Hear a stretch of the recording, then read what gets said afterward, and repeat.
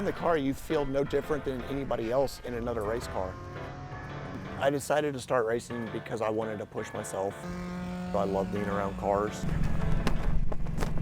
I wanted to join the military because of September 11th. I was in 9th grade whenever it happened, and I saw that the towers got attacked. And I knew that we were going to go to war, and I think the best thing that I could do is help and join the Army. We arrived in Kuwait in October, and then we got where our base was at the end of November. So December 29, 2006, I got shot in the neck by a sniper. A bullet entered the front of my throat and exited the back. Whenever it entered my body, it missed all my arteries, hit my C6, C7 vertebrae, shattered both of those vertebrae, and the bone fragments hit my spinal cord and caused it to swell, which left me paralyzed from mid-chest down. I was medically retired out of the Army, and I pretty much did my own thing for about 10 years. And fighting depression and trying to keep yourself active was a little difficult. I wanted a purpose, I wanted a drive, so I reached out to the VA and said, hey, I want to work again. The Houston VA found an opening at MSR Houston, I want to say April, about 5 years ago. So I'm the parts manager at MSR Houston.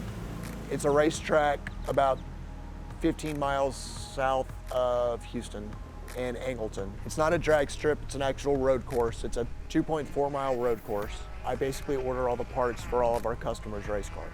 We started a group called Hands On Driving Academy. It's a charity nonprofit organization where if a veteran or somebody with a disability wants to come down and learn how to drive a race car, they can get their SCCA license and drive one of the 4 vehicles that we have at the track with hand controls. For the vets to be able to put themselves in that position again and be disconnected from the rest of the world. They put their helmet on, now they're somebody else. It gives them a safe place. One of the ways to describe how you feel on the racetrack is 90% of your daily life is spent in a wheelchair. So whenever you can get out of that wheelchair, you feel that independence back. You don't feel like you're in a wheelchair.